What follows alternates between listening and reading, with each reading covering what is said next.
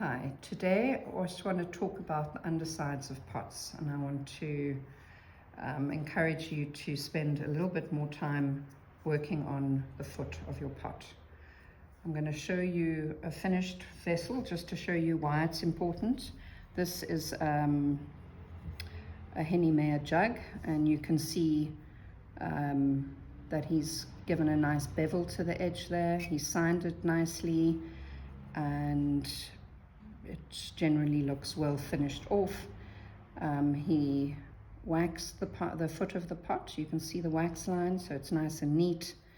And the other thing that foot does is it creates a little shadow here. It makes the pot look like it's floating slightly off the surface.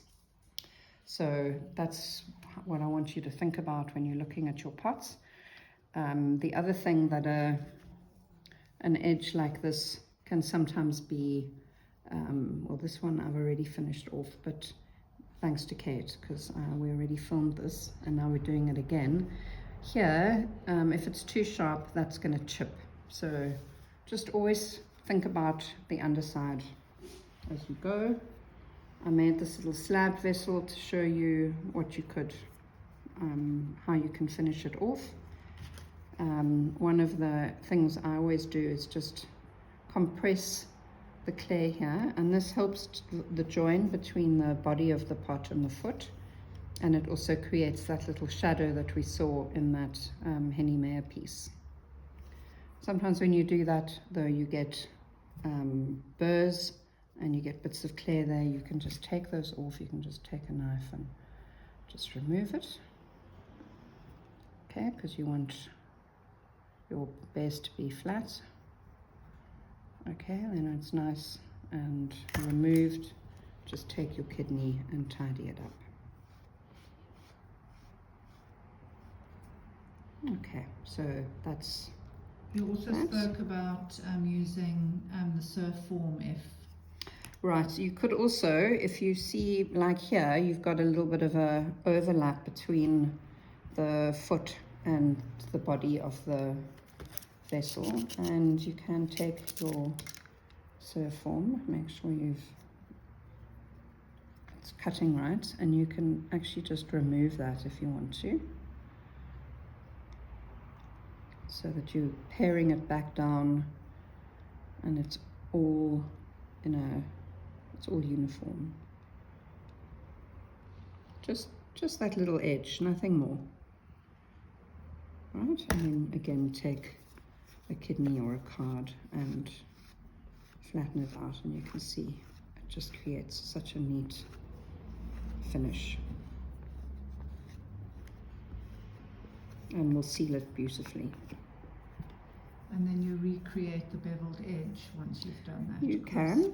It's enough here, but you could put it back in.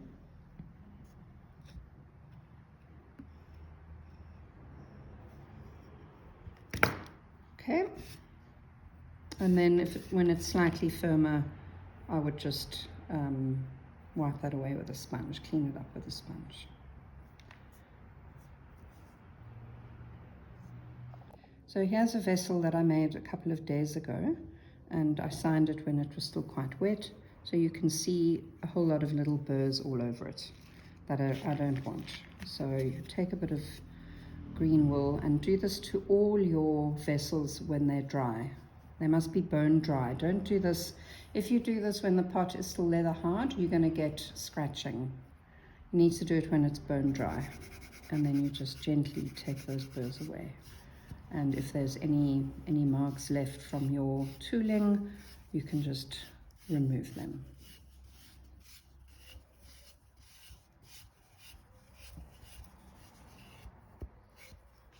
Right, beautifully finished off.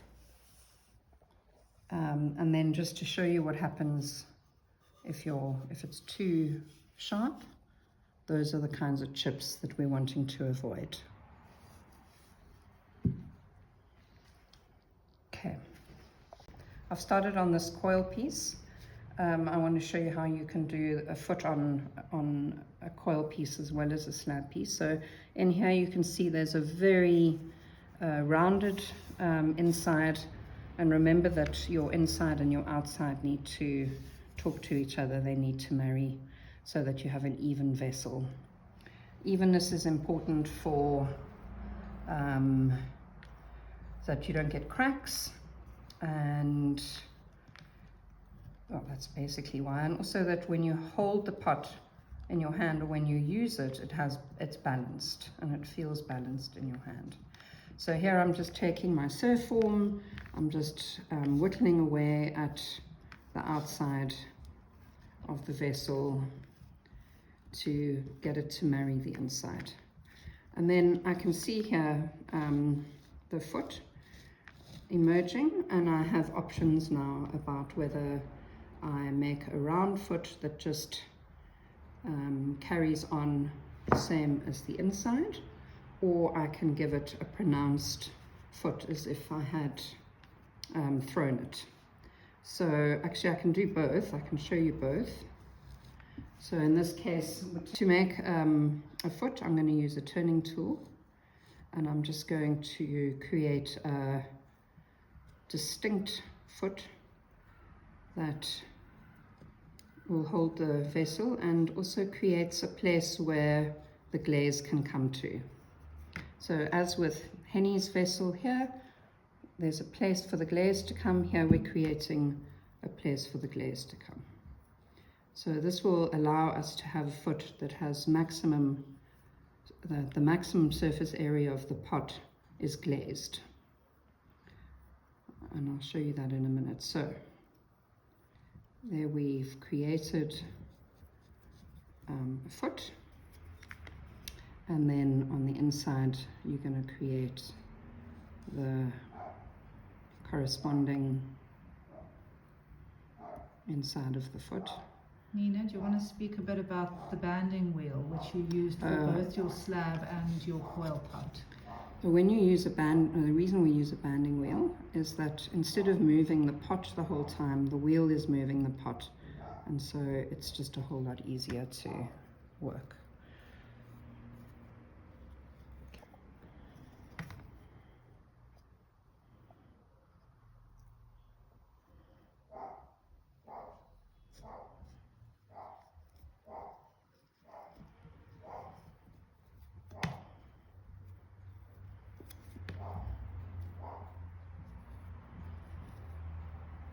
Okay, so you can see here I've got a foot, and that's gonna be the only unglazed part of my vessel, because this can all have a glaze and this can all have a glaze. I'm going to take my surf form again and just marry the foot and the pot.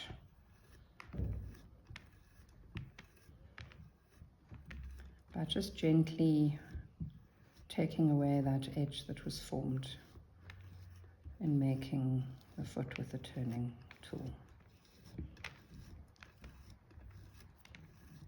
And you can see the whole time I'm moving the pot and I'm moving the surf form together. So I'm going around the pot. I'm not going this way, I'm going around the pot, because this is a round pot. I need to move in the round to get it even. Yeah, it's also a way to keep it even if you're applying the same pressure and moving the pot around at the same time. You're not going to end up with a thin bit and a fat bit. So here we go. I'm just tidying this up a little bit with my finger. You can also use a credit card if you want to create a line there. If you want to define the foot, then you would use a credit card like that. I could take a porcupine quill or a dowel, not a dowel, a stick of some sort, and create a little defining mark here. And that also helps you when you are waxing, so you know that that's the point that you're going to wax to. Okay, and then you could sign your pot. And just give a little finish here. Little bevel, always do a little bevel on the inside and the outside. That stops chipping finishes it off nicely. Okay, so there we go. There's one way of finishing off this vessel. Another way we could have done the foot for the coiled vessel is to take the foot away completely and have a rounded base. However, in that case, your vessel won't have the maximum area glazed. So if you were pit firing or sagger firing or doing, it was something you weren't going to use every day, then this would be another way of finishing it off. So you would have just graced it down to form the same shape on the outside that it had on the inside. So you'll remember the inside has that nice round shape, and now the outside is also going to have that nice round shape. Okay, then you can finish off. You can see now we've got a nice round shape going on, and I'm just finishing it off with a kidney. You can also use a serrated kidney if your surf form marks are too pronounced. It just takes that away and evens it off nicely. And then once you've shaved that down, you can just take a kidney, and it's just much easier to do it in stages. And you can see a little bit of the surfaces coming off. I'm getting down to that area below the first surf form, and then tidy it up with a soft kidney or a credit card. Okay, of course, now you have a problem that your pot might not be flat underneath. So at this stage, we will just need to give it a little knock so that you know it's not going to wobble.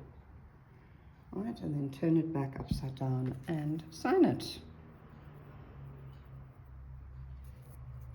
And remember to come back when it's dry and take the burrs away. Those marks there are called burrs, and you'll get them if you do any kind of carving on a leather hard pot. Also, these bits of clay, I noticed that a lot of you don't clean your banding wheel or your board, and then your pot ends up with all these bits underneath it, and then they get fired on, and it's very hard to get them off once you've biscuit fired. So clean them up nicely, and yeah, we're ready to go.